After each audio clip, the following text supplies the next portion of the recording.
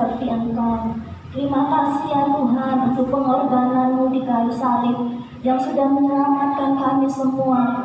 Terima kasih Tuhan, kalau hari ini kami boleh ada sampai saat ini, itu semua karena anugerah-Mu yang luar biasa. Itu semua karena kasih karunia-Mu yang luar biasa. Kami bersyukur Tuhan untuk hari-hari yang baik maupun hari-hari yang tidak baik yang sudah kami lalui bersama dengan Engkau. Sungguh Engkau luar biasa dalam hidup kami. Sungguh Engkau Allah yang dahsyat dalam hidup kami Tuhan. Dengan apa kami membalas kebaikan-Mu selain pujian dan penyembahan yang boleh kami naikkan di hadapan-Mu ya Tuhan. Terima kasih Tuhan. Terima kasih ya Yesus. Ini yang menjadi doa kami di hadapan-Mu. Kalau sebentar lagi kami akan bersorak-sorak menaikkan pujian bagi Engkau, biarlah itu hanya untuk menyenangkan hati-Mu saja. Haleluya. Terima kasih Tuhan. Amin.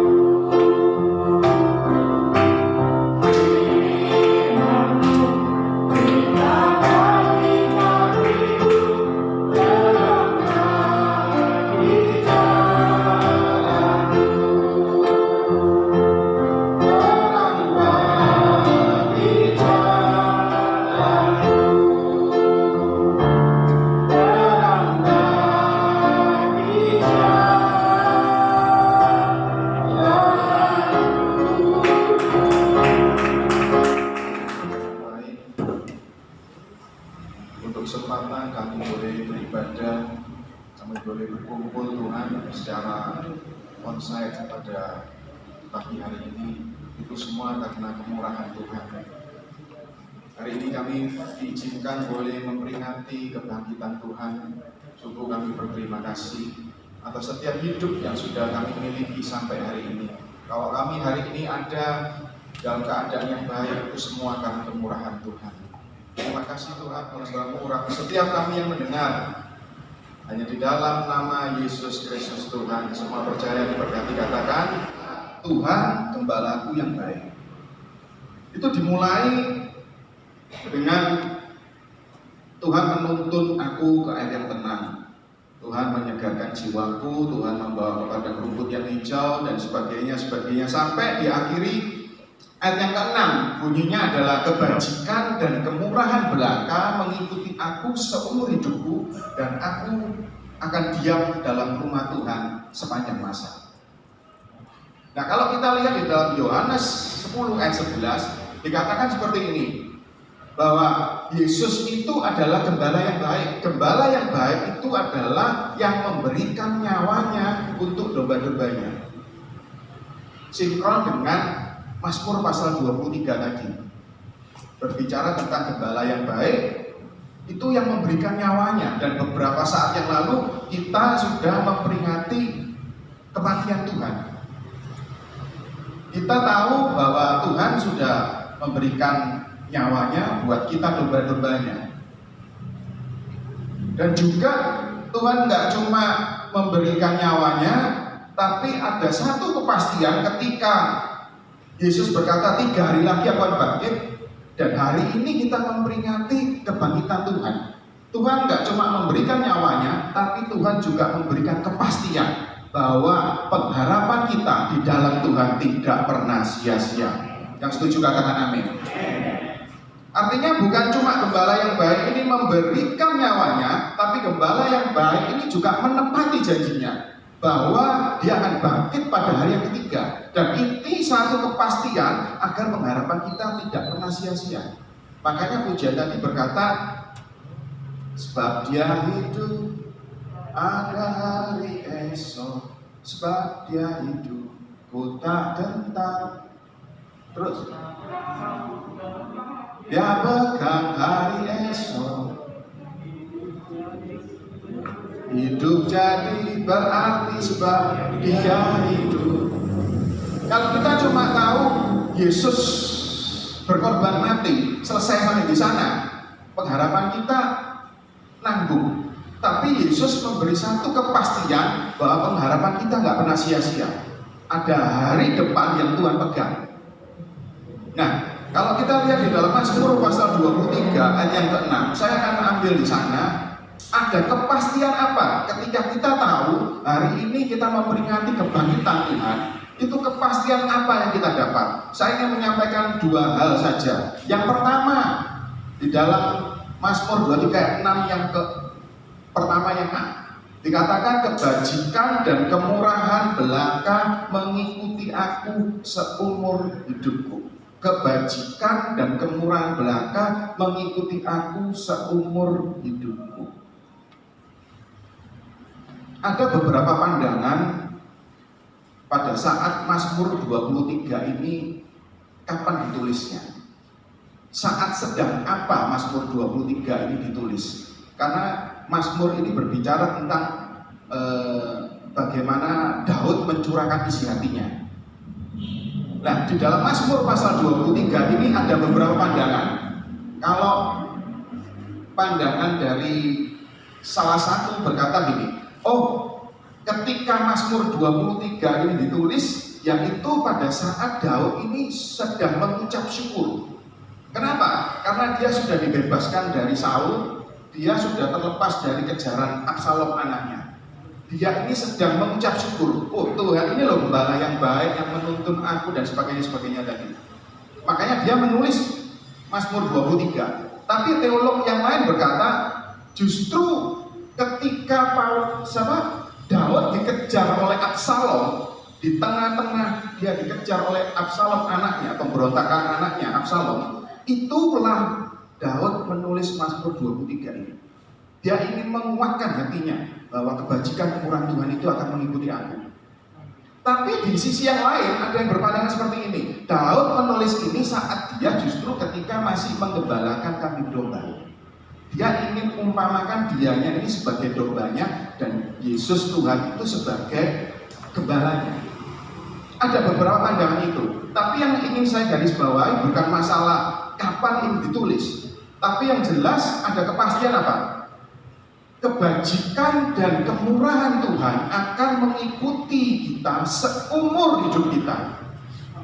Artinya apa? Kalau seumur hidup kita, saya tahu bahwa tidak mungkin, bahkan anak Tuhan pun seumur hidupnya jalannya naik, jalannya gak pernah alami masalah, gak mungkin. Setiap kita pernah alami masa-masa yang buruk, apalagi hari-hari ini. Ada banyak orang di PHK, ada banyak gereja-gereja yang kemudian berhenti. Ada banyak orang yang kehilangan pekerjaan. Bagaimana kita bisa tukang pijat sepi katanya tadi dari Pak Gunawan. Bagaimana kita bisa berkata bahwa kepastian Tuhan, kebajikan dan kemurahan Tuhan mengikuti aku seumur hidupku? Mana kebajikan Tuhan? Kalau saudara lihat kebajikan di dalam Kamus Besar Bahasa Indonesia itu artinya kebaikan, artinya perbuatan baik, tapi juga punya arti lagi adalah satu tujuan yang dikerjakan menuju kebaikan. Itu kebajikan. Jadi kebajikan itu punya arti ada 3 hal. Kebaikan, perbuatan baik. Yang ketiga itu adalah sesuatu yang bertujuan untuk mendatangkan keuntungan atau mendatangkan kebaikan. Itu arti kebajikan di dalam Kamus Besar Bahasa Indonesia. Kalau kita berpikir kebajikan dan kemurahan Tuhan mengikuti aku seumur hidupku, kemudian kita berpikir kita terlepas dari masalah, kita terlepas dari segala kesulitan hidup, kita salah. Kenapa salah? Karena banyak sekali, bahkan saya sendiri alami, banyak orang Kristen ketika mengiring Tuhan berpikir pengiringannya ini saya sering kali berkata, pengiringan kita kepada Tuhan itu persis seperti hitungan matematika. Kita berpikir bahwa 1 ditambah 1 sama dengan 2, 3 dikali 3 sama dengan 9. Kita berpikir ketika kita melayani Tuhan, ketika kita berpuasa, ketika kita sudah beribadah, ketika kita sudah melakukan banyak hal kebaikan, kita berpikir Tuhan itu jadi lebih baik kepada kita, Tuhan jadi lebih setia kepada kita, Tuhan jadi lebih sayang kepada kita. Kalau saudara berpikir seperti itu, salah besar, dan pasti saudara akan kecewa. Kenapa? Karena kasihnya itu sudah diberikan 2000 tahun yang lalu di atas kayu salib. Sekali dan untuk selamanya. Kalau kita berpikir bahwa kita melakukan banyak hal agar Tuhan melakukan lebih lagi kepada kita, salah, pasti kita akan kecewa. Kenapa? Saya alami sendiri. Beberapa tahun yang lalu mundur, di bawah tahun 2013, saya masih ingat dengan ada di sini Cik Yin, ada Pak Gunawan. Waktu itu Pak Gunawan ini Anita belum gabung sama kita. Itu pelayanan kita berangkat jam 3 pagi ke desa-desa waktu itu, jam 3 pagi, pulangnya itu malam ya 10, kadang kita pulang itu sampai setengah 2, sampai subuh kita pulang. Itu nggak dapat, dalam arti secara materi ya, kita nggak dapat apa-apa, belum. Tapi yang kita dapat sukacita. Sampai di tahun 2013, ketika mama saya masuk di ICU, ketika sudah mendekati ajal, saya berlutut di samping ruangan ICU itu. Saya bilang sama Tuhan, Tuhan tolong, intinya aku minta belas kasihan Tuhan. 1 kali aja kesempatan supaya mama diberikan kesempatan untuk bisa sembuh dan pulih. Dan ternyata 2 hari saja di ICU dan Tuhan panggil. Saudara tahu apa yang terjadi? Saya kepahitan bukan sama manusia, saya kepahitan justru sama Tuhan. Hari itu saya sudah berjanji, saya tidak akan mengikut Yesus lagi. Bagi saya, bullshit, omong kosong. Kenapa? Karena saya berpikir 1 ditambah 1 sama dengan 2, 3 dikali 3 sama dengan 9. Semakin saya melayani Tuhan, saya berpikir Tuhan semakin sayang sama saya, Tuhan semakin cinta kepada kita. Ternyata tidak. Kenapa? Karena cintanya sudah diberi 2000 tahun yang lalu. Memang kita nggak bisa melihat, bahkan di hal-hal yang buruk. Saat orang kehilangan pekerjaan, saat pandemi seperti ini pun orang nggak bisa melihat apa sih kebaikannya Tuhan, apa kemurahannya Tuhan. Bahkan saya mau berkata, maaf untuk saudara-saudara yang sebagian besar di sini yang nggak bisa melihat. Saya berdoa biarlah saudara meskipun nggak bisa melihat secara fisik, mata hatimu bisa melihat bahwa kebajikan dan kemurahan Tuhan itu akan terus mengikuti kita. Kita nggak bisa seperti katakan tadi. Kalau kita berpikir seperti itu, saudara akan kecewa. Tapi kebajikan dan kemurahan Tuhan itu akan mengikuti kita di setiap hidup kita. Nggak tahu yang mana hari ini kita nggak bisa melihat, tapi yang jelas itulah kebajikan dan kemurahan Tuhan. Daud entah itu dalam keadaan dia terpuruk, entah dikejar-kejar Absalom, entah dia itu sedang bersyukur, entah dia itu sedang menggambarkan dirinya sebagai domba yang digembalakan, dia menulis Mazmur 23 ini. Kebajikan dan kemurahan belaka mengikuti aku seumur hidup. Dan saya berdoa biarlah setiap saudara,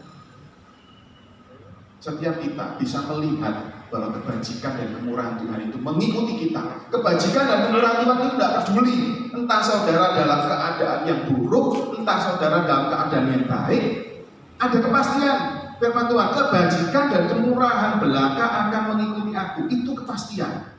Ketika Yesus bangkit, itu kepastian, pasti mengikuti. Ketika kita percaya firman Tuhan, itu pasti mengikuti kita. Gak peduli kebajikan kemurahan Tuhan itu, sekali lagi saya katakan, tidak peduli keadaan saudara. Entah saudara dalam keadaan yang baik, entah saudara dalam keadaan yang buruk, kebajikan dan kemurahan Tuhan itu tetap mengikuti. Kalau hari ini saya masih boleh mengasihi Tuhan, boleh melayani Tuhan, meskipun 2013 sempat berjanji saya nggak mau melayani Tuhan lagi, itu kemurahan Tuhan. Yang nggak bisa saya lihat kemurahan kebaikannya yang dulu itu apa 2013. Saya nggak tahu. Tapi hari ini saya melihat Tuhan itu murah. Ketika saya menulis, ketika saya baca firman Tuhan, kemudian saya dapat rema, saya tulis, kemudian saya bagikan di medsos. Bagi saya itu adalah kemurahan Tuhan. Itu kemurahan Tuhan. Ada banyak sekarang saudara introspeksi diri. Ada banyak ketika sebagian teman-teman kita gak bisa melihat, gak bisa diizinkan melihat. Saya percaya bahwa ada kebajikan dan kemurahan Tuhan yang mungkin sampai akhir hidup kita pun kita gak ngerti. Nanti di sana kita baru tahu, oh ternyata aku diizinkan seperti ini supaya ini toh.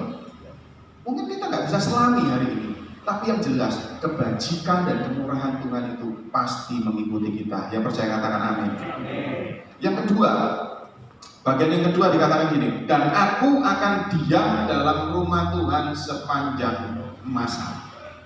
Ada kepastiannya. Kepastiannya bukan cuma kebajikan kemurahan mengikuti aku seumur hidupku, tapi aku akan diam dalam rumah Tuhan sepanjang masa. Saya punya teman dulu, tapi sekarang sudah almarhum. Namanya Yohanes. Saya ingat, wajahnya pun sekarang saya masih ingat. Usianya pada waktu itu sekitar 34 atau 35, saya lupa. Memang kurang secara mental kurang. Tapi saudara tahu, ibadah di gereja itu dimeloi kabeh. Hari Minggu itu 3 kali ibadah, 3-tiganya mesti ada dia. Doa malam ada, terus pendalaman firman Tuhan ada, doa puasa ada. Dan yang lebih lucu lagi, saat saya antar anak saya itu Natalan sekolah minggu, dia ternyata juga ada di situ. Luar biasa, sampai dimeloi itu sekolah minggu. Saya sampai ngomong sama teman saya gini, kita tidak bergurau tapi serius. Saya ngomong gini, mau soal awakmu kalah itu meskipun dalam tanda kutip mentalnya kurang, tapi setia, datang, kepingin ketemu Tuhan. Nah, aku akan diam dalam rumah Tuhan sepanjang masa. Ini berbicara, yang pertama berbicara tentang bagaimana kita ini ingin terus berhubungan dengan Tuhan. Bukan saudara seperti tadi almarhum ini yang kemudian terus di gereja. Bukan saudara kemudian berpikir seperti saya katakan tadi, mengikut Tuhan 1 tambah 1 sama dengan 2. Bukan seperti itu. Tapi berbicara tentang hubungan kita dengan Tuhan. Bagaimana di tengah-tengah mentalnya yang kurang, dia kepingin untuk mendekat kepada Tuhan. Ada banyak kita justru sebelum pandemi, saudara tahu, bahkan muncul istilah apa? Kristen cuma Natal, kristal, ya. Nah, apa satunya? Oh, Natal Pasca, napas. Kristen Natal, gak Natalan gak yang gereja. Akhirnya diizinkan seperti ini. Seringkali coba introspeksi, pada waktu dulu gak pakai masker dan sebagainya, kita menganggap remeh ibadah. Mau datang telat oke, gak teko oke. Karena kita gak kepingin punya hubungan dengan Tuhan. Tapi ketika pandemi ini diizinkan Tuhan, ada banyak orang yang bahkan hatinya itu menangis ingin ibadah.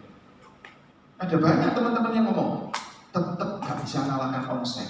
Ibadah seperti ini itu gak bisa dikalahkan dengan online. Meskipun urapannya itu sama. Karena kita gak terbiasa untuk tatap muka. Nah itu yang terjadi. Diizinkan seperti itu. Nah, akan diam dalam rumah Tuhan sepanjang masa itu ingin bagaimana Daud itu ingin selalu berhubungan dengan Tuhan. Dan yang kedua adalah bukan cuma sepanjang masa ini berbicara seumur hidup kita di sini, tapi sepanjang masa itu yaitu sampai kita bertemu Tuhan. Wajah dengan wajah, muka dengan muka, bertemu dengan Tuhan kekekalan. Amin. Biarlah hari ini karena memang dibatasi firman Tuhannya, saya tidak melebihi jatah saya Pak Gunawan. Kita percaya bahwa ketika Tuhan bangkit ada kepastian, kebajikan dan kemurahan Tuhan itu mengikuti kita. Ketika saudara tahu kebenaran ini, mau dalam keadaan apapun, saudara pasti gak akan goyah. Saudara pasti gak akan kecewa sama Tuhan. Kedua, bagaimana hubunganmu dengan Tuhan?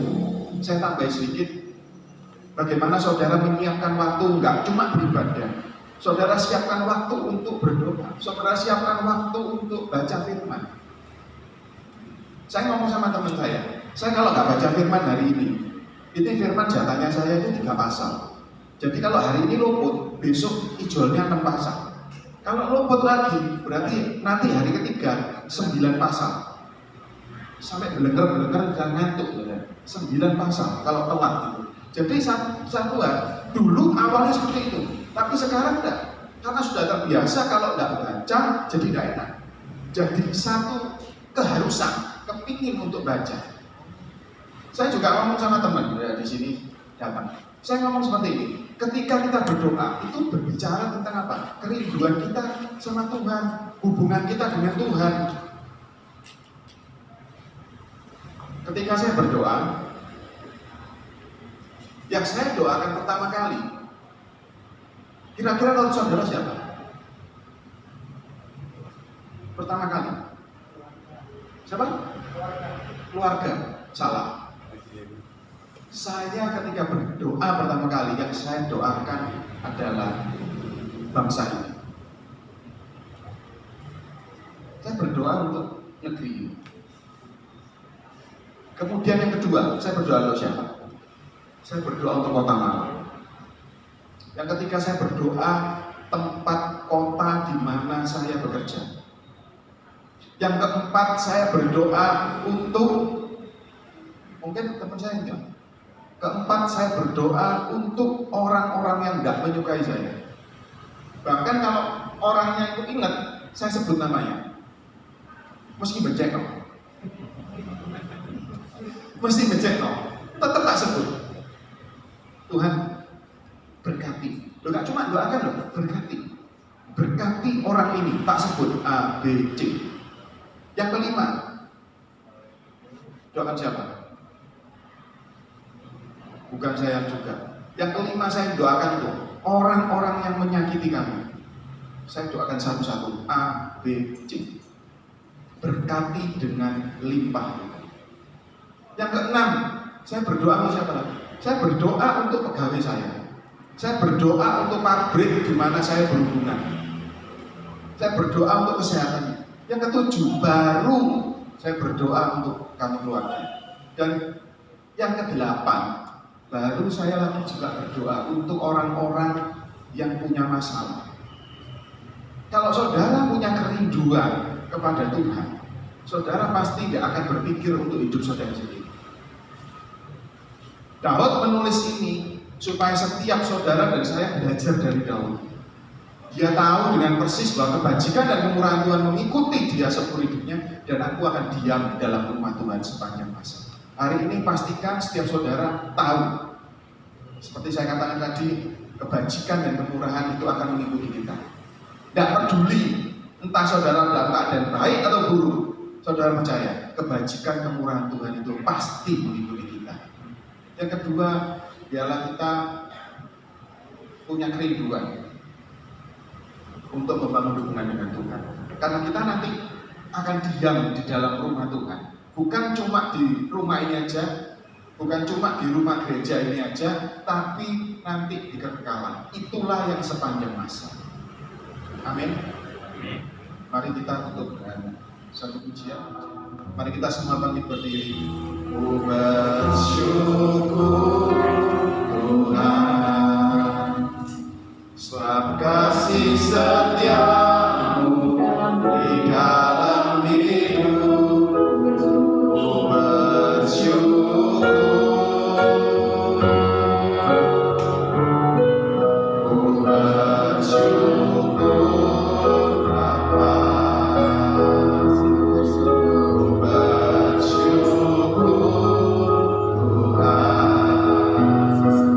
Tuhan, kasih setiamu di dalam hidup. Ku bersyukur Tuhan. Sekali lagi katakan, ku bersyukur Bapa, ku bersyukur Tuhan, buat kasih setiamu di dalam hidup. Ku bersyukur, ku bersyukur Bapa,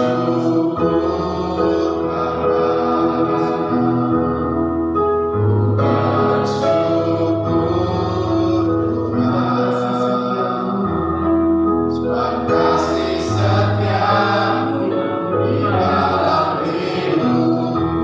Ku bersyukur Tuhan.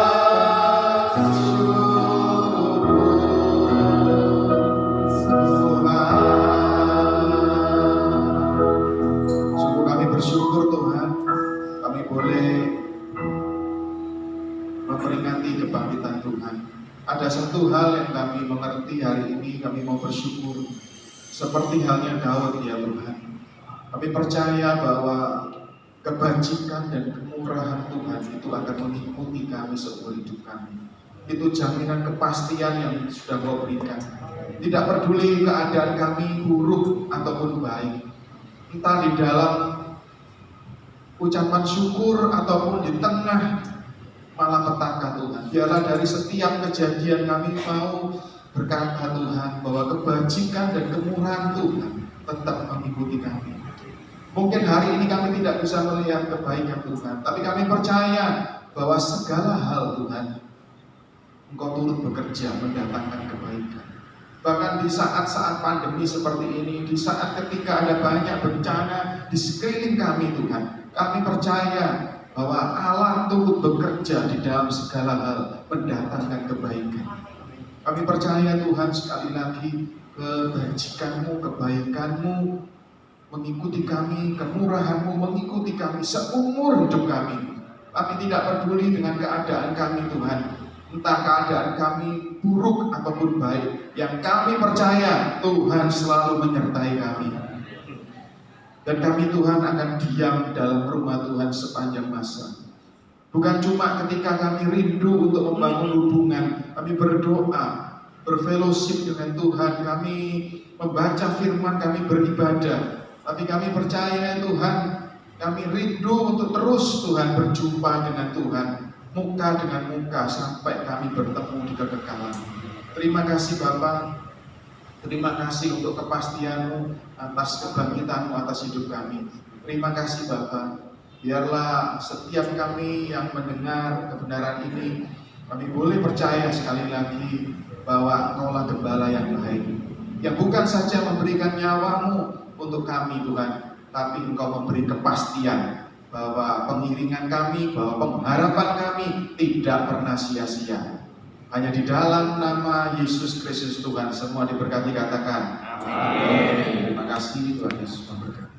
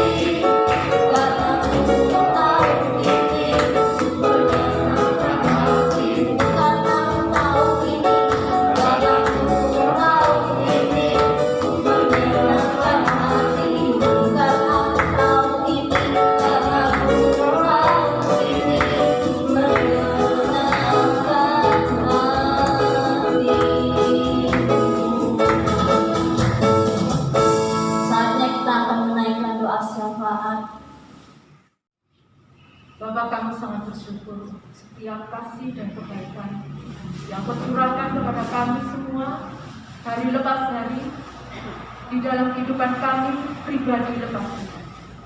Dan saat ini kami sangat bersyukur ya Bapa untuk kesempatan yang indah di mana Engkau memberikan kesempatan pada kami untuk dapat merayakan Paskah di tempat ini. Berkati hamba-Mu Bapak Paulus yang setelah menyampaikan firman-Mu Tuhan, biarlah Engkau mengurapi hamba-Mu senantiasa, sehingga pelayanan yang hari lepas hari semakin berkenan di hadapan-Mu. Terima kasih ya Bapak, kami juga berdoa bersehati untuk bangsa dan negara ini Tuhan. Engkau izinkan bangsa ini mengalami banyak hal, Engkau izinkan bangsa ini mengalami peristiwa demi peristiwa. Tetapi kami percaya Tuhan, Engkau sedang bekerja bagi bangsa ini. Engkau sedang berkarya bagi bangsa ini untuk kemuliaan nama-Mu. Kiranya Engkau memberikan keteguhan dan kekuatan terutama bagi para korban bencana alam dimanapun mereka berada, untuk tetap memandang kepada-Mu Tuhan, bahwa Engkau turut campur tangan di dalam semuanya ini untuk mendatangkan kebaikan demi kebaikan. Kami juga bersehati berdoa untuk gereja-gereja yang ada di Indonesia, juga terutama khususnya yang ada di Kota Malang ini Tuhan. Kiranya kasih setia-Mu menyertai gereja-gereja ini Tuhan, untuk setiap jemaat bertumbuh di dalam Engkau. Bapa yang penuh kasih setia, kami berdoa juga untuk Kota Malang ini Tuhan.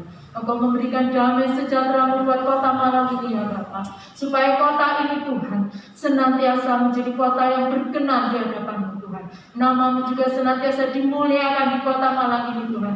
Dan semakin banyak anak-anak-Mu yang semakin percaya kepada-Mu Tuhan. Kami berdoa juga Tuhan untuk persekutuan doa ini Tuhan. Kiranya Engkau senantiasa turut campur tangan di dalam persekutuan ini Tuhan. Buat kemajuan persekutuan ini Tuhan. Tidak hanya secara jumlah, tetapi kami semua Tuhan, umat-Mu yang berada di dalam persekutuan ini ya Bapak, semakin hari semakin bertumbuh di dalam Engkau Tuhan, semakin berlari-lari menuju kepada-Mu Tuhan, semakin hari untuk mencari kebenaran-Mu Tuhan, semakin bertekun di dalam Engkau Tuhan. Berkati Bapak Gunawan yang memimpin persekutuan ini ya Bapak. Kiranya kasih sayang-Mu, kasih setia-Mu juga menyertai hamba-Mu ini. Terima kasih ya Bapak, terima kasih. Kami menyerahkan setiap kami Tuhan. Mungkin kami di dalam pergumulan, mungkin kami sedang kesakitan, mungkin kami pekerjaan kami sepi ya Bapak. Tetapi kami percaya Tuhan bahwa nama-Mu ada di dalam hati kami. Bahwa Engkau Tuhan tidak pernah meninggalkan kami satu persatu, tetapi Engkau senantiasa menuntun kami Tuhan untuk senantiasa berkarya, bekerja di dalam semakin hari semakin mencintai-Mu, semakin hari semakin percaya kepada-Mu, semakin hari semakin berserah kepada-Mu. Terima kasih ya Bapak, terima kasih. Kami menyerahkan setiap doa kami ke dalam tangan-Mu, karena kami percaya Tuhan pada waktunya Engkau pasti akan menjawab setiap doa. Terima kasih ya Bapak, dalam nama Yesus kami berdoa. Di pagi hari ini kita dapat merayakan Paskah ya. Juga terima kasih buat Pak Paulus Ongko Wijoyo dan beberapa teman-temannya termasuk Ko Lukas, selamat datang, dan teman-teman dari Yesus Meiru. Mari kita berdoa kepada Yesus.